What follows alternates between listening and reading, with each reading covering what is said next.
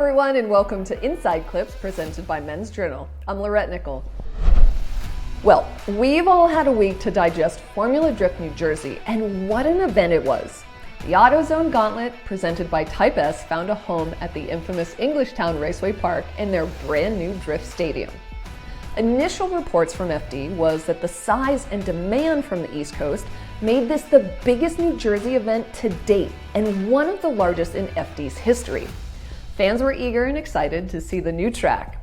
Welcome back, FD, to the tri-state area, and check out both Pro and PROSEPC. Let's start with PROSEPC first.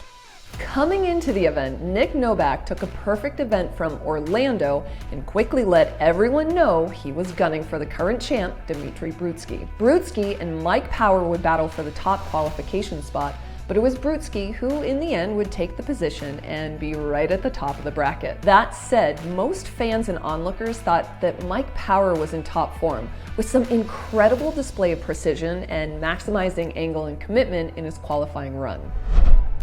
As we got deeper into tandem, a theme that has been developing is that the top qualifiers are consistently making it further into competition. Ryan Sage said, when you see top qualifiers, more often than not, making it deep into competition, it's telling you that the judging format and criteria is working, because drivers know what they need to do to succeed, and absent some anomaly, they're doing just that.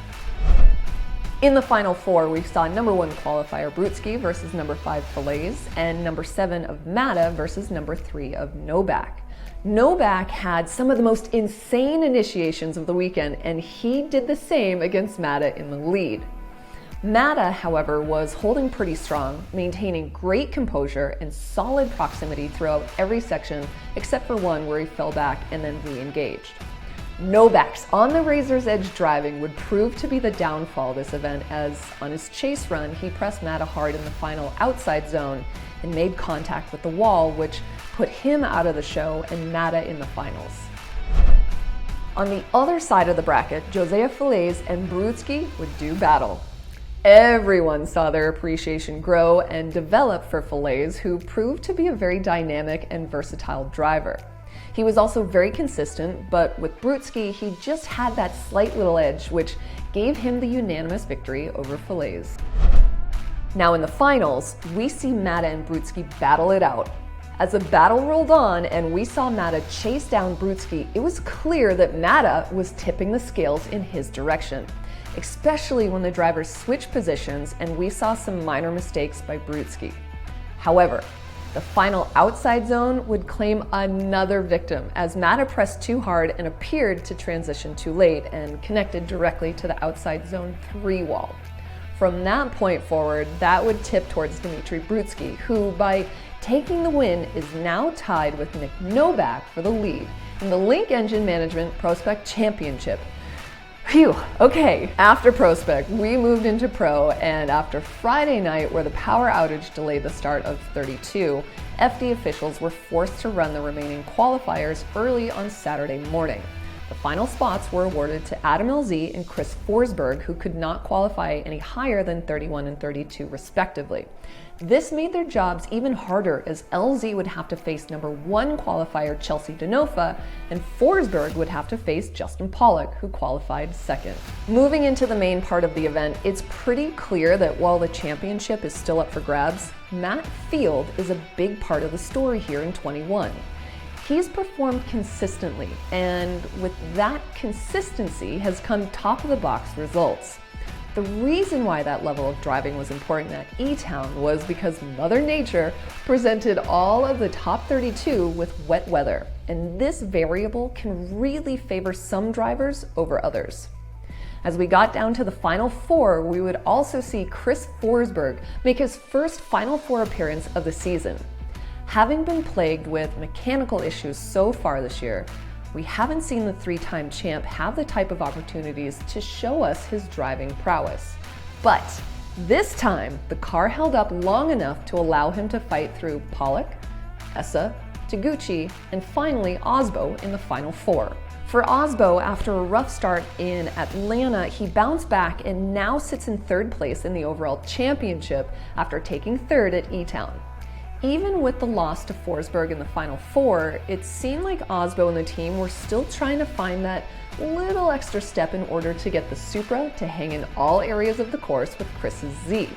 But overall, Osbo has yet to win an event in 2021, and so we probably haven't seen the best of Osbo and the Papadakis racing team just yet, which is a really scary thing for the rest of the field.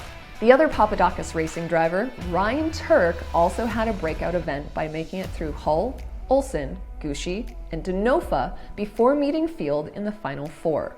And that brings us to Field. Matt Field has built upon each event, having secured a second, a fifth, and now as he faced Turk in the Final Four, we saw him once again deliver solid driving. And even when he made a minor mistake going wide after outside zone 2, it was Turk who got the worst of it as he followed Field's line and washed out, giving Field a victory and a berth to the finals. There, he's guaranteed at least another second, but as Field pushed his lead run in the finals to the limit, Forsberg experienced a loss of power from an electrical problem. Even after a competition timeout, which the team tried to remedy, Forsberg was only able to make it back to the line before calling it quits and ceding the victory to Matt Field. Field, for his part, was honorable in the win and shows us that even after 3 events, he's here to stay in the championship fight because as it stands right now, he is your 2021 leader.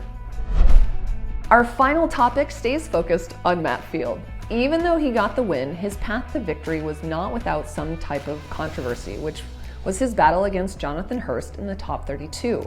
Many fans thought that Hurst deserved the win because Field straightened in his chase. Here's Judge Ryan Lontaine, who is giving us, in this episode's Judge's Breakdowns. Hey everyone, Judge Ryan Lontaine here. I'm going to give you a quick rundown of the battle between Matt Field and Jonathan Hurst in New Jersey. There's a bit of controversy as Matt Field did straighten in his chase run between outside zone 1 and outside zone 2. The reason I called one more time, and I believe the other judges did as well, is because Jonathan Hurst in his chase run was significantly off of outside zone 1, whereas Matt was in it somewhat.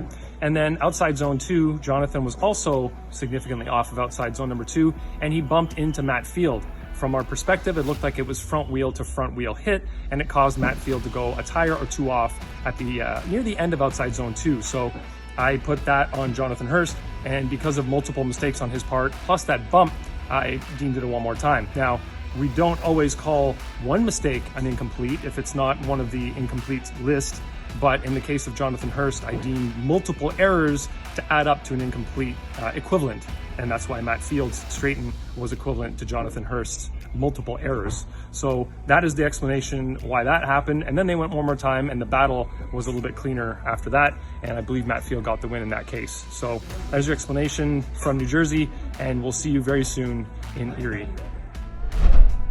Thank you, Ryan. Okay, gang, that's it for this episode of Inside Clips. I'm Lorette Nickel, wishing you all the best.